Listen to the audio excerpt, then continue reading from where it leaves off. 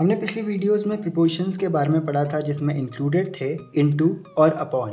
और आज इसी सीरीज़ को कंटिन्यू करते हुए हम पढ़ने वाले हैं 3 ऐसे प्रीपोजिशंस जो इंग्लिश लैंग्वेज में बहुत ज़्यादा इंपॉर्टेंट होते हैं और आपके लिए बहुत ज़्यादा ज़रूरी हो सकते हैं एग्जामिनेशन के पॉइंट ऑफ व्यू से।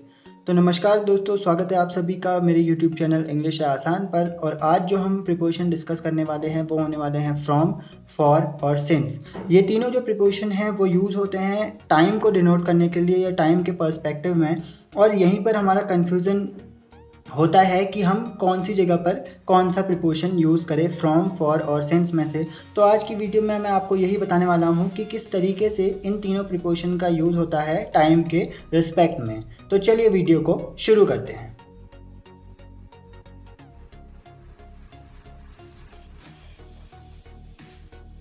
देखिए, रूल 1 है from is use in sense of separation from a place, यानी किसी स्थान से अलग होने के अर्थ में हम लोग किसका यूज करते हैं, फ्रॉम का। अब इसको समझते हैं हम लोग एग्जाम्पल से। He has come from Mumbai, यानी वो मुंबई से आया है। तो अभी वो मुंबई में नहीं है, यानी मुंबई को छोड़कर, मतलब या मुंबई से वो आ रखा है तो उस प्लेस को उसने अभी फिलहाल के लिए छोड़ा है, उस जगह से सेपरेट हुआ है इस जगह पे आने के लिए। तो इस तरीके से जब सेंस ऑफ सेपरेशन हम लोग बोलेंगे किसी सेंटेंस में आएगा तो उसमें हम लोग प्रीपोजिशन फ्रॉम का यूज़ करेंगे। वैसे एग्जाम्पल है second, the fruit have fallen from the tree, यानी जो फ्रूट्स हैं वो पेड़ से गिर चुके हैं या पेड़ से अलग हो चुके हैं। तो उनकी जो ओरिजिनल इनिशियल पोजीशन थी वो उन्होंने छोड़ के अब वो किसी दूसरी पोजीशन पे पहुंच चुके हैं, तो वो एक जगह स्थान से क्या हो चुके हैं, अलग हो चुके हैं। तो इस तरीके से हम किसका यूज करेंगे, फ्रॉम का यूज करेंगे सेंस ऑफ सेपरेशन को डिफाइन करने के लिए। अब देखिए रूल सेकंड है from is use to express the sense of origin of a thing, यानी कोई चीज किस चीज से ओरिजिनेट हो रखी है, यानी स्रोत के अर्थ में, यानी किसी चीज का स्रोत क्या है, किसी चीज का ओरिजिन प्लेस क्या है, वो कहाँ से ओरिजिनेट हो रखी है। अब इसको अच्छे से समझने के लिए देखते हैं हम लोग। एग्जाम्पल है this story has been taken from the Panchatantra, यानी ये जो स्टोरी है वो पंचतंत्र से ली गई है। जब हम लोग ली गई है बोलेंगे तो मतलब कि पंचतंत्र उस स्टोरी का ओरिजिन है, या पंचतंत्र वो सोर्स है जिस जगह से उस स्टोरी को लिया गया है। तो वो उस चीज का क्या है, स्रोत है, सोर्स है या ओरिजिन है। अब देखिए वैसे ही अगला एग्जाम्पल है Vande Mataram written by Bankim Chandra Chatterjee has been taken from his novel Anand Math, यानी कि जो वंदे मातरम है वो बंकिम चंद्र चटर्जी की एक रचना है जिसे किससे लिया गया है, आनंद मठ से लिया गया है। तो जो आनंद मठ है वो किसका ओरिजिन है, वंदे मातरम जो सॉन्ग है या जो उसकी लिरिक्स लिखी गई है, जो भी उसका वो है, मतलब उसका जो सोर्स है वो क्या है, आनंद मठ नोवेल है। ठीक है, तो इस तरीके से किसी भी जगह से अगर किसी चीज़ का लिंक है ओरिजिनेशन का या उसका सोर्स वहां से लिया गया है तो इसलिए हम लोग उस जगह पे किसका यूज करेंगे, प्रीपोजिशन फ्रॉम का। वैसे अगला एग्जाम्पल है आई एम फ्रॉम इंडिया, यानी कि मैं भारत से हूँ। तो मेरा ओरिजिनल प्लेस क्या है, मेरा ओरिजिन प्लेस क्या है, मैं कहाँ, मतलब कहाँ से निवास करता हूँ, वो क्या है, प्लेस है इंडिया। तो इसलिए यहाँ पर ओरिजिन को दर्शाने के लिए किसका यूज किया गया, फ्रॉम का यूज किया गया। अब देखिए अगला रूल है rule 3, from is use to express sense of cause of something, यानी किसी चीज के कारण के भाव को। कॉज ऑफ समथिंग मतलब कोई चीज किस लिए हुई, तो उस चीज को मतलब कहीं पे कारण आएगा, किसी चीज का कॉज आएगा कि इस चीज की वजह से ये चीज हुई, तो वहां पर हम लोग किस प्रीपोजिशन का यूज करेंगे, फ्रॉम प्रीपोजिशन का यूज करेंगे। अब देखिए एग्जाम्पल से समझते हैं। His son has been suffering from fever, अब उसके बेटे को बुखार है।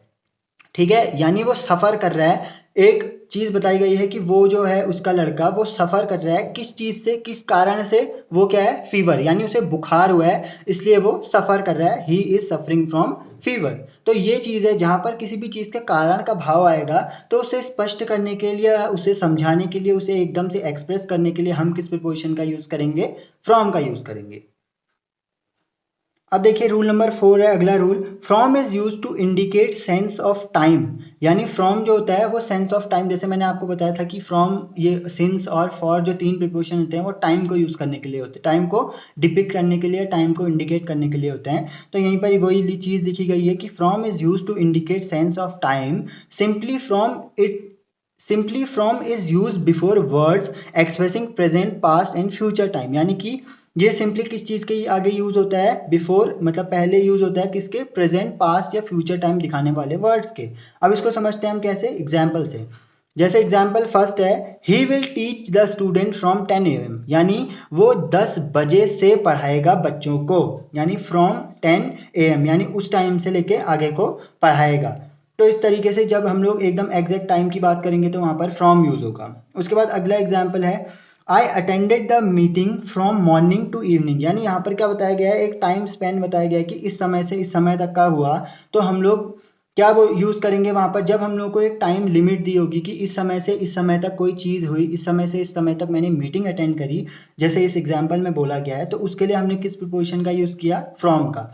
तो अगर कोई एग्जैक्ट टाइम वहां पर बताया जा रहा है कि जैसे वो क्या करेगा कि 10 बजे से क्लास लेगा, या कोई हमें टाइम इंटरवल दिया है कि सुबह से शाम तक का ये चीज होगी, या 1 बजे से 2 बजे तक, या आज से कल तक, इस तरीके से अगर हम लोग कोई स्पैन यूज करेंगे टाइम का, तो वहां पर किस चीज का यूज होगा, प्रीपोजिशन का, फ्रॉम का। और वैसे अगला रूल है, देखिए, from is use to express the sense that one thing of different quality and nature is made from a thing of some other quality nature, यानी कि फ्रॉम का यूज उस सेंस को या उस चीज को डिपिक्ट करने के लिए यूज होता है कि कोई एक वस्तु जो कि डिफरेंट क्वालिटी की है वो किसी दूसरी वस्तु में से बन रखी है, जिसका क्या था मतलब वो भी अलग क्वालिटी की थी। जैसे हम लोग बोलते हैं, एग्जाम्पल से समझते हैं कि curd is made from milk, यानी जो दही होती है वो मिल्क से बनती है, ठीक है। तो दही जो होती है उसकी अलग प्रॉपर्टीज होती हैं, वो उसका टेस्ट अलग होता है, उसका नेचर अलग होता है, उसकी क्वालिटी अलग होती है। वहीं वो जिस चीज़ से बनती है जो कि होता है मिल्क, उसकी क्वालिटीज और उसका टेस्ट और उसकी जो प्रॉपर्टीज होती हैं वो अलग चीज़ होंगी। तो फ्रॉम प्रिपोजिशन का यूज़ वहाँ पर होगा जब हम लोग ये बताना चाहेंगे कि कोई चीज़ जो जिसकी प्रॉपर्टीज या जिसकी क्वालिटी अलग है, वो किसी चीज़ से बन रही है जिसकी क्वालिटी या जिसकी प्रॉपर्टीज जो थी अलग थी। तो इस तरीके से हम लोग फ्रॉम का यूज़ करेंगे इस चीज के बीच में डिफरेंशिएट करने के लिए, या इस चीज के बीच में अंतर बताने के लिए। अब वैसे ही अगला एग्जाम्पल है, furniture is made from would, यानी जो फर्नीचर होता है जो हम लोग यूज करते हैं, जैसे टेबल है, कुर्सी है, या और बहुत सारी चीजें हैं, वो सारी चीजें जो भी बनती है, फर्नीचर जो भी होता है वो वुड से बनता है। अब वुड तो हमें फर्नीचर हमको डायरेक्ट डायरेक्ट हम लोग जंगल में जाएंगे और हम लोग वहां पे हमें फर्नीचर मतलब बना बनाया नहीं मिलेगा। पहले हमको वुड लानी पड़ेगी, फिर उसमें बहुत सारी चीज़ें होंगी, बहुत सारी प्रोसेस होंगी, प्रोसीजर्स होंगे, उसको काटना पड़ेगा, उसे शेप देना पड़ेगा, उसको एकदम से अलाइन करना पड़ेगा, किस शेप का हमें क्या चीज़ चाहिए, जैसे हमें कोई चेयर चाहिए तो वो किस शेप की चाहिए उसके हिसाब से अलाइन करना पड़ेगा, उसके हिसाब से उस वुड को काटना पड़ेगा, और उसके बाद हमें एक चेयर मिलेगी या एक कुछ फर्नीचर मिलेगा।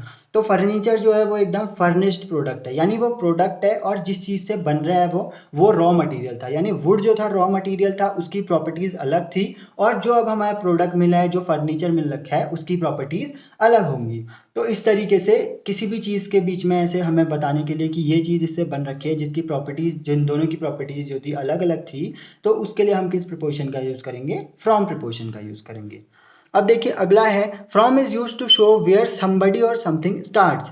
फ्रॉम का यूज वहां पर होता है जहां पर हम लोग बोलेंगे कि कुछ चीज या कोई भी मतलब वस्तु, आदमी किसी जगह से स्टार्ट हुई है, जैसे वो कुछ भी चीज हो सकती है, जैसे ट्रेन है, बस है, कोई इंसान है, वो किस जगह से स्टार्ट हो रहा है, उस स्टार्टिंग पॉइंट को रिफर करने के लिए हम लोग क्या यूज करते हैं, फ्रॉम का। जैसे एग्जाम्पल है, has the train from Bristol arrived, यानी क्या ब्रिस्टल से आने वाली ट्रेन पहुंच चुकी है उस स्टेशन पे। जैसे मैंने अगर किसी स्टेशन पे मैंने किसी से पूछा कि क्या ब्रिस्टल से आने वाली ट्रेन पहुंच चुकी है, तो वहां पर मैं क्या बोल रहा हूँ, ब्रिस्टल एक जगह है जहां पर से एक ट्रेन आती है, यानी वो उसका ओरिजिनेटिंग पॉइंट है, और ट्रेन जो है उसको डिपिक्ट करती है कि उस ओरिजिनेशन पॉइंट से वो आ रही है, तो उसको बताने के लिए कौन सा प्रिपोजिशन यूज होगा, फ्रॉम। उसके बाद अगला एग्जाम्पल है, she begin to walk away from him, यानी वो उससे दूर जाने लगी, यानी कि दो लोग खड़े थे और जो मतलब लड़की थी वो लड़के से दूर जाने लगी, यानी स्टार्टिंग पॉइंट से जो उसका मतलब कहीं पे स्टार्टिंग पॉइंट था, मेन पॉइंट था, उससे दूर जाने लगी। तो इस तरीके से जब हम लोग किसी के ओरिजिनेशन पॉइंट की या कहीं ऐसे पॉइंट की बात करें जहां से कुछ चीज स्टार्ट होती है, उसके लिए हम लोग किस प्रिपोजिशन का यूज करेंगे, फ्रॉम प्रिपोजिशन का यूज करेंगे। अब देखिए अगला जो हम लोग पढ़ने वाले हैं वो है प्रिपोजिशन फॉर। तो फॉर को समझते हैं इसके कुछ रूल से। तो पहला रूल है, for is use to talk about a purpose or a reason for something, यानी फॉर का यूज हम लोग किस लिए करते हैं, किसी चीज के पर्पस के बारे में बात करने के लिए या किसी चीज के रीजन के बारे में बात करने के लिए। अब देखिए इसको समझते हैं एग्जाम्पल से, I wear these old trousers for painting. अब यहाँ पर वो क्या बता रहा है कि किसी चीज़ का रीज़न दे रहा है कि मैं ये पुराने ट्राउजर्स पेंटिंग करने के लिए पहनता हूँ, के लिए यानी कि रीज़न दे दिया कि इस चीज़ के लिए मैं ये चीज़ करता हूँ, तो वहाँ पर एक रीज़न आ गया और उस चीज़ के लिए किस प्रीपोजिशन का यूज़ हुआ, फॉर। अगला एग्जाम्पल है I am going for some breakfast I am really hungry. मैं, अब यहाँ पर क्या बताया कि मैं ब्रेकफास्ट करने जा रहा हूँ क्योंकि मैं बहुत भूखा हूँ, क्योंकि वहाँ पर एक और रीज़न दे दिया कि मैं खाना ब्रेकफास्ट करने इसलिए जा रहा हूँ क्योंकि मैं अभी भूखा हूँ। तो इस तरीके से किसी पर्पस के बारे में, किसी रीज़न के बारे में बात की जाएगी तो वहाँ पर प्रीपोजिशन यूज होगा फॉर। अब देखिए रूल नंबर सेकंड है we often use for to introduce the person or people receiving something. यानी किसी व्यक्ति को कुछ चीज देने के लिए या कोई व्यक्ति कुछ चीज रिसीव कर रहा है तो उस चीज के सेंस को एक्सप्रेस करने के लिए हम लोग किस चीज का यूज करते हैं, फॉर का यूज करते हैं। अब देखिए एग्जाम्पल से समझते हैं कि she bought a T pot for her sister, यानी उसने एक टी पॉट खरीदा अपनी बहन के लिए। तो इस जगह पे फॉर का यूज इसलिए हुआ, देखो पीपल रिसीविंग समथिंग यानी उसकी बहन जो थी वो उसको रिसीव कर दी, उसने प्रेजेंट लिया है या उसने जो टी पॉट खरीदा है उसको किसको देने वाली है, वो तो उसकी बहन को देने वाली है। तो कुछ भी जहाँ पर कोई भी सेंस होगा कि इंट्रोड्यूस कर रहे होंगे हम किसी भी पर्सन को या कोई भी पर्सन कुछ भी चीज रिसीव करने वाला होगा तो वहां पर हम लोग किसका यूज करेंगे, प्रीपोजिशन फॉर का। अब अगला एग्जांपल है his mother cook food for 10 peoples every day. यानी कि उसकी माँ जो है वो 10 लोगों के लिए खाना बनाती है। तो जो जो 10 लोग हैं वो खाना उनका खाते हैं या रिसीव करते हैं। एक रिसीवर हमको यहाँ पर मिल गया कि ये जो लोग हैं वो खाना खाते हैं या खाना लेते हैं। तो इस चीज़ का जब भी कहीं पर कोई भी इंट्रोडक्शन होगा किसी भी पर्सन का या कोई, हम लोग इस चीज़ की बात करेंगे कि कोई भी पर्सन कुछ चीज़ रिसीव कर रहा है तो उसके लिए प्रीपोजिशन यूज होगा फॉर। अब रूल नंबर 3 है we use for with period of time. अब देखिए जब हम लोग किसी पीरियड ऑफ टाइम की बात करते हैं तो वहां पर हम लोग फॉर का यूज करते हैं, या किसी ड्यूरेशन की अगर हम लोग बात करते हैं, जैसे यहाँ पर लिखा हुआ है कि हाउ लॉन्ग समथिंग लास्ट, यानी कि कोई भी चीज कितनी देर तक रहती है। तो इस चीज की जब हम लोग बात करेंगे तो हम लोग किसका यूज करेंगे, फॉर प्रीपोजिशन का। जैसे we are going to Cape Town for 2 month, यानी कि हम लोग केप टाउन जा रहे हैं 2 मंथ के लिए। यानी कि जो एक ड्यूरेशन दे दिया कि हम लोग जाने वाले हैं 2 महीनों के लिए केप टाउन। तो इस तरीके से अगर हम लोग कोई ड्यूरेशन की बात करेंगे तो वहां पर किस चीज का यूज होगा, फॉर का। जैसे यहाँ पर है never get confuse in the use of in and for. तो यहाँ पर इन और फॉर के बीच में कंफ्यूजन नहीं करना है। कैसे, अगर हम लोग इसी की जगह पे इन यूज कर लेते हैं कि we are going to Cape Town in 2 month, तो हम लोग इसका हिंदी में अनुवाद करें तो वो क्या हो जाता है कि हम लोग 2 महीने बाद केप टाउन जा रहे हैं। ठीक है, तो 2 महीने बाद केप टाउन जाने वाले हैं। और अगर हम लोग फॉर का यूज कर रहे हैं तो वहां पर एक ड्यूरेशन बन जा रही है कि we are going to Cape Town for 2 month, यानी हम 2 महीने के लिए केप टाउन जा रहे हैं और हम 2 महीने बाद केप टाउन जा रहे हैं। तो ड्यूरेशन की बात जहां पर आएगी वहां पर इन यूज नहीं होगा, वहां पर फॉर यूज होगा। इसी तरीके से अगला एग्जांपल है we usually go to the park for couple of hours. तो यहाँ पर भी ड्यूरेशन की बात की गई है तो प्रीपोजिशन फॉर यूज किया गया है यहाँ पर। अब देखिए अगला रूल है rule number 4, for is use in order to help someone or something. यानी किसी की हेल्प करने के लिए हम लोग फॉर का यूज करते हैं। जैसे एग्जांपल है what can I do for you, यानी मैं आपके लिए क्या कर सकता हूँ, मैं आपकी क्या मदद कर सकता हूँ। तो इस चीज के लिए जहाँ पर हेल्प का भाव आएगा, हेल्प का मतलब एक्सप्रेस करना होगा, उसको हम लोग क्या यूज करेंगे वहां पर, प्रीपोजिशन फॉर का। वैसे अगला एग्जाम्पल है can you translate this letter for me. तो यहाँ पर किसी से हेल्प मांगी जा रही है कि क्या तुम मेरे लिए ये लेटर ट्रांसलेट कर दोगे। अगला एग्जाम्पल है soldiers are fighting for their country, यानी जो सोल्जर्स हैं वो अपनी फाइटिंग फॉर देयर कंट्री, यानी कि वो एक तरीके से अपनी कंट्री की हेल्प भी कर रहे हैं या अपने मतलब जो भी राज्य है या लोग हैं उनको सुरक्षित रख रहे हैं, यानी एक तरीके से उनकी हेल्प कर रहे हैं। तो इस तरीके से जहां पर भी सेंस ऑफ हेल्प आएगा उसके हम लोग उसके लिए क्या यूज करेंगे, फॉर प्रीपोजिशन। रूल नंबर 5 है for is use to show a reason or a cause, यानी कि कहीं पर हमें कोई रीजन या कॉज दिखाना होगा तो उसके लिए हम फॉर यूज करेंगे। जैसे एग्जाम्पल है she gave me a watch for my birthday, यानी उसने मुझे एक घड़ी दी, किस रीजन के लिए दी, क्योंकि मेरा बर्थडे था इसलिए उसने एक वॉच मुझे गिफ्ट दी। वैसे ही he got an award for bravery. अब उसको अवार्ड किस लिए मिला, ब्रेवरी के लिए, यानी उसने साहस दिखाया किसी भी जगह पर तो उसको उसके लिए एक अवार्ड मिला। वैसे थर्ड है Mirzapur is famous for its variety of actors, यानी कि जो मिर्जापुर वेब सीरीज है वो किस लिए फेमस है, एक रीजन है यहाँ पर कि वो इसलिए फेमस है क्योंकि उसमें वैरायटी ऑफ एक्टर्स है, यानी अलग अलग किरदार हैं। तो इसलिए जहाँ पर भी कोई रीजन देना होगा या कहीं पर कोई कॉज बताना होगा तो उसके लिए प्रीपोजिशन यूज होगा फॉर। अब रूल नंबर 6 है for is use to show a purpose or function, यानी कोई हमें पर्पस शो करना है तो वहां पर फॉर का यूज किया जाएगा। जैसे let's go for a walk, यानी कि चलो वॉक पर चलते हैं, तो वॉक पर जाना एक रीजन है, इसलिए हमें यहाँ पर फॉर का यूज करना पड़ा। वैसे ही अगला है अब मशीन फॉर स्लाइसिंग ब्रेड। अब यहाँ पर हमने फंक्शन बताया कि एक मशीन है जो ब्रेड को स्लाइस करती है, तो फंक्शन बताने के लिए भी फॉर का यूज होता है। अगला एग्जाम्पल है are you learning English for pleasure or for work, यानी एक पर्पस बता दिया कि तुम इंग्लिश प्लेजर मतलब मजे के लिए सीख रहे हो या कोई काम करने के लिए सीख रहे हो। तो इस तरीके से जहां पर पर्पस और फंक्शन की बात आएगी हम लोग किस प्रीपोजिशन का यूज करेंगे, फॉर प्रीपोजिशन का यूज करेंगे वहां पर। अब देखिए अगला है यूज ऑफ सिंस, कि सिंस का यूज कहां पर होता है। तो रूल नंबर 1 है we use since to refer back to a previous point in time.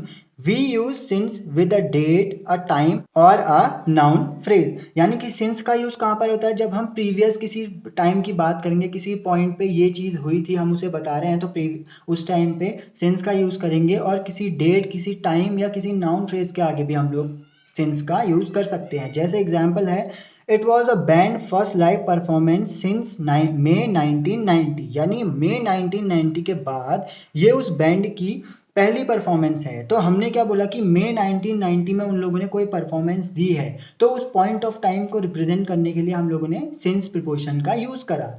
वैसे अगला एग्जाम्पल है I have been happily married for 26 year since the age of 21। अब देखिए सिंस द एज ऑफ 21 यानी कि 21 साल की एज में उसकी शादी हो गई होगी, तभी वो 26 साल बाद भी हैप्पी है। तो 21 साल में जब उसकी शादी हुई थी तो उस पॉइंट को रिफर करते हुए किस प्रीपोजिशन का यूज किया गया, यहाँ पर सिंस प्रीपोजिशन का यूज किया गया। तो इस तरीके से हम सिंस प्रीपोजिशन का यूज करेंगे किसी प्रीवियस पॉइंट ऑफ टाइम को शो करने के लिए। वैसे ही अगला रूल है we use since to give a reason for something, यानी किसी भी चीज का कोई रीजन देना है हमको, तो उस चीज के लिए क्या यूज करेंगे हम लोग, सिंस। जैसे they couldn't deliver the parcel since no one was there to answer the door, यहाँ पर एक रीजन दे दिया कि वो जो है उस पार्सल को डिलीवर नहीं कर पाए क्योंकि वहां पर लेने वाला मतलब घर में रहने वाला कोई भी नहीं था, तो एक रीजन दे दिया यहाँ पर। वैसे ही अगला एग्जाम्पल है since her husband hated holiday so much so she decided to go on her own, यानी कि उसके जो पति हैं वो हॉलीडेज पे जाना पसंद नहीं करते हैं, इसलिए इस कारण से वो हॉलीडेज पे खुद ही जाना उसने डिसाइड किया। तो इस तरीके से जहां पर रीजन दिया होगा वहां पर हम लोग सिंस का यूज करेंगे। वैसे ही रूल नंबर 3 है we use since or since then as an adverb of time when the time reference is understood from context, यानी अगर हमें टाइम रेफरेंस दिया होगा तो वहां पर हम लोग सिंस या सिंस देन का यूज करते हैं। अब इसे देखते हैं कैसे करते हैं हम लोग। They bought the house in 2006 and they have done a lot of work on it since then, यानी कि उन्होंने 2006 में घर खरीदा था। अब उन लोगों ने बोल दिया कि कोई टाइम रेफरेंस दे दिया हमको कि 2006 में, एक टाइम रेफरेंस दिया है कि 2006 में उन्होंने घर खरीदा। अब हमें ये नहीं बताया कि इस डेट को खरीदा था या इस टाइम पे खरीदा था, हमें बस एक टाइम रेफरेंस दे दिया कि 2006 में उन्होंने घर खरीदा था और उसके बाद उन्होंने उस पर बहुत काम किया है। उसके बाद यानी उस टाइम रेफरेंस के बाद या उस टाइम के बाद उन्होंने उस पर बहुत काम किया है, तो इसलिए हम लोग किस प्रीपोजिशन का यूज करा यहाँ पर, सिंस देन का। अब अगला एग्जाम्पल है इसका His father doesn't talk to him. They had an argument a couple of years ago and they haven't spoken since. यानी कि उसके पिता उससे बात नहीं करते हैं। क्यों नहीं करते हैं? क्योंकि कभी किसी couple of years ago यानी किसी टाइम पर एक टाइम रेफरेंस दे दिया कि couple of time years ago, तो हम लोग सोच लेंगे कि कुछ साल पहले इनकी बहस हुई होगी या इनकी लड़ाई हुई होगी। तो इस तरीके से हमको एक टाइम रेफरेंस दे दिया कि कुछ साल पहले उनकी लड़ाई हुई थी और तब से वो बात नहीं करते हैं। तो जब भी कहीं पर हमें टाइम रेफरेंस दिया होगा तो हम लोग सिंस या सिंस देन का यूज करेंगे वहां पर।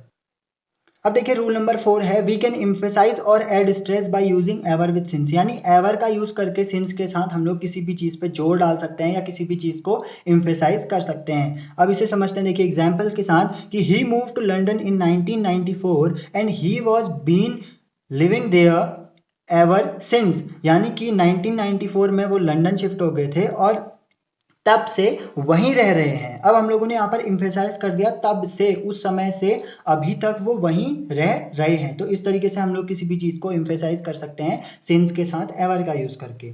अगला एग्जाम्पल है our two senior partners have known each other ever since they were at primary school, यानी कि प्राइमरी स्कूल से वो दोनों एक दूसरे को जानते हैं। तो इस तरीके से हमने प्राइमरी स्कूल से जानते हैं, इस चीज को शो करने के लिए हमने किस चीज का यूज करा यहाँ पर इम्फेसाइज करने के लिए, एवर सिंस का यूज करा। अब देखिए रूल नंबर 5 है, since can also be use in meaning of because, यानी कि अगर हम लोग कहीं पर बिकॉज शो करना चाहते हैं तो बहुत सारे सेंटेंस में ऐसा होता है कि सिंस का यूज करके हम लोग बिकॉज का मीनिंग दे सकते हैं। अब देखिए उसको कैसे दे सकते हैं। एग्जाम्पल है, we have analyse the tax aspect of the transaction since we were instructed to do so, यानी कि हमने टैक्स एस्पेक्ट जो थे उनके ट्रांजैक्शन को एनालाइज किया क्योंकि हमको उस चीज के लिए इंस्ट्रक्ट किया गया था, हमें बताया गया था कि तुम्हें ये काम करना है, इसलिए हमने उस चीज को करा। तो इस तरीके से सिंस का यहाँ पर यूज इसलिए के यानी बिकॉज के रूप में इस्तेमाल या उसकी मीनिंग को एक्सप्रेस करने के लिए यूज किया गया। तो इस तरीके से सिंस का यूज बहुत जगह पर बिकॉज के